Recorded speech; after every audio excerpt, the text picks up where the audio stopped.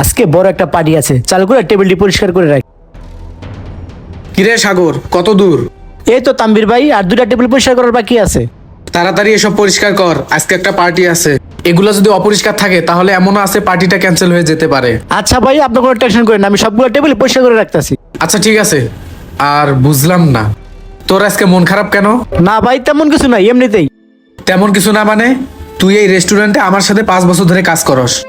দেখ কি হয়েছে, তুই আমাকে সত্যিটা বল। আর আমি তোকে আগে থেকেই দেখছি তুই হাসি খুশি থাকস, আর এখন এমন কি হয়েছে যে তুই মন খারাপ করে রইছস? দেখ ভাই, আমাকে তুই সত্যিটা বল। কিছু হয় নাই ভাই, আমাকে নিয়ে আপনি টেনশন করতে হবে না। থাপ্পড় মারে তোর কান একবারে গরম করে দেবো। তুই আমার সাথে এই রেস্টুরেন্টে 5 বছর ধরে চাকরি করস, তুই মনে করছিস আমি কিছু জানি না? কি হয়েছে সত্যিটা বল। ভাই তাহলে আপনাকে সব খুলে বলি। আপনি যখন ওয়াশরুমে গেছিলেন তখন আমি টেবিলে কাজ করতেছিলাম, তখন আমার বাড়ি থেকে ফোন আসছে। কাস্টমাররা ময়লা ফেলার জন্য প্লেট দিছি, তারপরে ময়লা টেবিলের উপরে ফেলায়। কাস্টমার বিবেক বলতেও কিচ্ছু নাই। আরে আবার কে ফোন দিলি অসময়? আরে বাড়ির থেকে ফোন।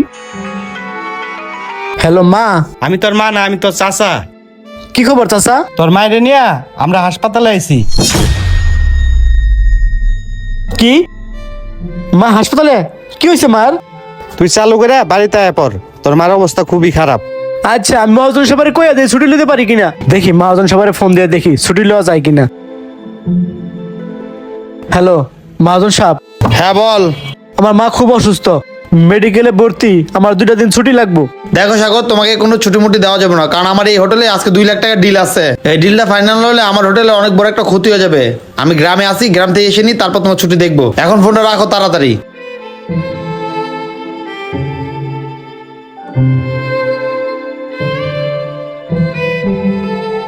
ভাই এই হলো ঘটনা, আমার মা খুবই অসুস্থ।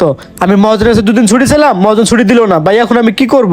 শোন সাগর, তুই আমার আন্ডারে এই রেস্টুরেন্টে 5 বছর ধরে চাকরি করতেছস, তো তোর 2 দিন ছুটি লাগবে, তুই আমারে বলতে পারতি। তুই মহাজনকে কেন বলতে গেলি? তোকে আমি ছুটি দিতাম, আর আমি যদি তোকে ছুটি দিতাম তাহলে কি মহাজন জানতে পারতো? মহাজন তো এখন গ্রামের বাড়িতে, সে তো কখনোই জানতে পারতো না। আরে ভাই, তুই আমাকে না বলে মহাজনকে কেন বলতে গেলি? আর শোন, আমি থাকতে তোকে এত টেনশন করতে হবে না। আর দেখ ভাই, এরপর থেকে সমস্যা হলে তুই আমাকে বলবি।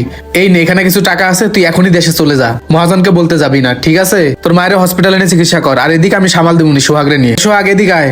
হ্যাঁ ভাইয়া বলেন। ওর 2 দিন ছুটি লাগবো, ও দেশে চলে যাব, তুই 2 দিন এদিকে একটু সামাল দিয়ে নিস। আচ্ছা ভাইয়া ঠিক আছে। ভাই আপনি আমার জন্য যা করছেন তা আমি কখনো বলতে পারবো না। এই পৃথিবীতে আমার মা ছাড়া কেউ নাই। ভাই আপনি আমার মার জন্য যে উপকার করছেন তা আমি কখনো বলতে পারবো না। ভাই তাহলে আপনি মোবাইলটা কাজ করান, আমি বাড়িতে যাই ভাই। আচ্ছা ঠিক আছে, যা।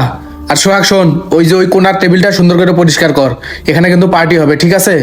আর এখন এখানে কিছু কাস্টমার আসবো, তুই চালু করে পরিষ্কার কর।